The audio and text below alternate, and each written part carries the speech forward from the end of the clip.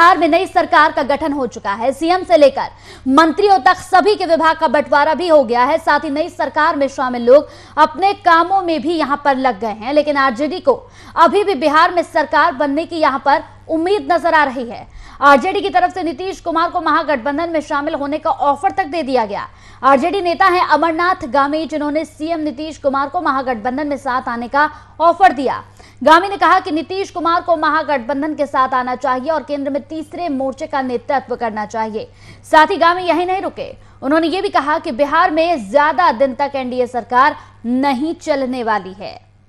इस पूरी खबर पर ज्यादा जानकारी के साथ हमारे बिहार झारखंड के वरिष्ठ संपादक मधुरशील जी जुड़ गए। मधुर जी, यहाँ पर नई सरकार का गठन हो चुका है, तमाम नेता अपने अपने काम को पहुंच चुके हैं, अपना अपना कार्यभार संभाल चुके हैं और ऐसे में अब यहाँ पर आरजेडी के नेता की तरफ से यह बयान आता है कि नीतीश कुमार को जो है वो महागठबंधन के साथ जुड़ जाना चाहिए और तीसरे मोर्चे का नेतृत्व करना चाहिए। मधुर जी, देखिए कंचन, जिस तरह से लगातार राजनीतिक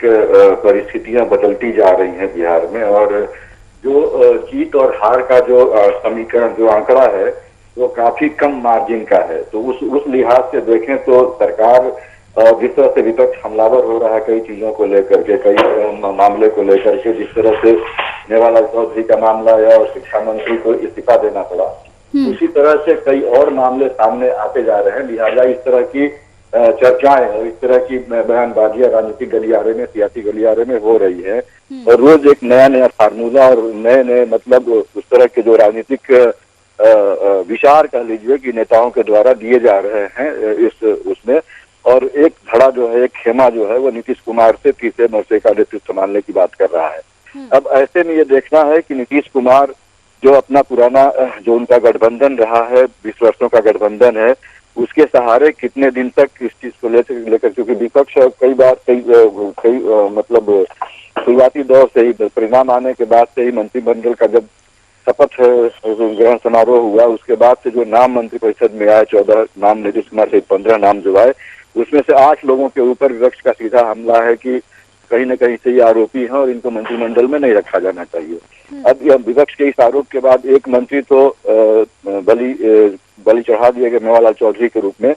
लेकिन अब ये देखना होगा कि दूसरी बारी, क्योंकि अभी तक 15 वर्षों का जो शासनकाल रहा है नीतीश कुमार का, वो जीरो टॉलरेंस की बात करते रहे और कई बार इस तरह का नजीर भी पेश करते रहे हैं। अब तक 6 मंत्रियों का उन्होंने बलि ले ली है अपने अलग अलग के कार्यकाल में। जो भी आरोपित मंत्री हुए उनको उन्होंने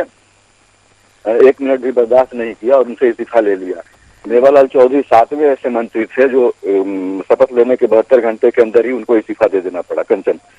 बिल्कुल मधुर जी, देखा जाए तो यहाँ पर नई सरकार का गठन हो चुका है, तमाम मंत्रियों का, विभागों का बंटवारा हो चुका है और ऐसे में लगातार आरजेडी की तरफ से इससे पहले भी ऐसे बयान आ चुके हैं। यहाँ पर साफ तौर पर उन्होंने ये भी कहा कि एनडीए की जो सरकार है वो ज्यादा दिनों तक चलने वाली नहीं है, लचर सरकार है और बहुत जल्द गिर जाएगी, ये भी कहते हुए नजर आए। देखिए कंचन, जिस तरह के लोगों को आपने देखा होगा कि चुनाव के दौरान जितने लोगों ने, चूंकि चुनाव आयोग का स्पष्ट निर्देश था और गाइडलाइन इस तरह की थी कि जो भी आरोपित लोग हैं, सजा 2 साल से ज्यादा के सजा तो चुनाव लड़ ही नहीं सकते, आयोग करार दिए गए थे आयोग की तरफ से। लेकिन जो आपराधिक मामलों में संलिप्त थे या जिनके ऊपर भारतीय दंड विधान की कई विभिन्न धाराओं से मामला दर्ज था, उनको ये डिक्लेरेशन मतलब एफिडेविट के द्वारा ये बताना था और मीडिया के माध्यम से भी आम जनता को, उनके अपने मतदाताओं को बताना था कि उनके ऊपर कितने मामले चल रहे हैं। तो जब ऐसे लोग ही चुनाव जीत करके ज्यादा से ज्यादा संख्या में आएंगे और जब मंत्री बनाने की बात होगी या किसी भी बोर्ड निगम में शामिल करने की बात होगी, कोई पद देने की बात होगी, तो वही नाम सामने आएगा जो जीत करके आए हैं लोग। तो ऐसे स्थिति में ये आरोप ऐसा नहीं है कि महागठबंधन की तरफ से जीते हुए लोगों पर मामला दर्ज नहीं है। अगर उनकी सरकार बनती तो ऐसे कई चेहरे उनके साथ भी चुनाव जीत करके आए हैं जो मंत्रिपरिषद में शामिल होते और उनके ऊपर फिर एनडीए के लोग आरोप लगा रहे होते। तो ऐसी ये दोनों तरफ से परस्पर मतलब, क्योंकि दोनों पार्टियों ने, दोनों खेमे में क्या कह लीजिए, जो भी चुनाव लड़ रही थी पार्टियां बिहार चुनाव में, तमाम दलों ने ऐसे प्रत्याशियों को प्राथमिक मतलब आधार बनाया था, प्राथमिकता के आधार पर उनको टिकट दिया था जो बाहुबली पृष्ठभूमि से आते रहे हों। बाहुबली पृष्ठभूमि से आने का मतलब सीधे तौर पर ये आका जाता है कि किसके ऊपर कितने मामले दर्ज हैं और वो जिताऊ उम्मीदवार के रूप में उनको एक सीट झोली में ला करके दे सकता था, तो वो उनकी प्राथमिकता में शामिल था। ऐसे में कोई भी भले आज विपक्ष है, चूंकि विपक्ष की तरफ है, तेजस्वी यादव महागठबंधन सरकार बनाते बनाते रह गया, कम मार्जिन से कम सीटों की आज उनको विपक्ष में बैठना पड़ रहा है। लेकिन उनके भी जो विधायक जीत करके आए हैं वो भी तमाम तरह के आपराधिक मामलों में वांछित हैं। तो इस तरह से अगर उनकी सरकार बनती तो वो भी आरोपों के घेरे में रहते, जैसे फिलहाल नीतीश कुमार आरोपों के घेरे में है। कंचन, शुक्रिया हमारे साथ जुड़ने के लिए आपका। मधुर जी, तो बिहार में नई सरकार का गठन हो चुका है, लेकिन आरजेडी के अंदर कहीं ना कहीं अभी भी एक उम्मीद की किरण यहां पर दिख रही है कि भाई मुख्यमंत्री बन सकते हैं तेजस्वी यादव, और इसी वजह से इस तरह के लगातार बयान आरजेडी की तरफ से सामने आ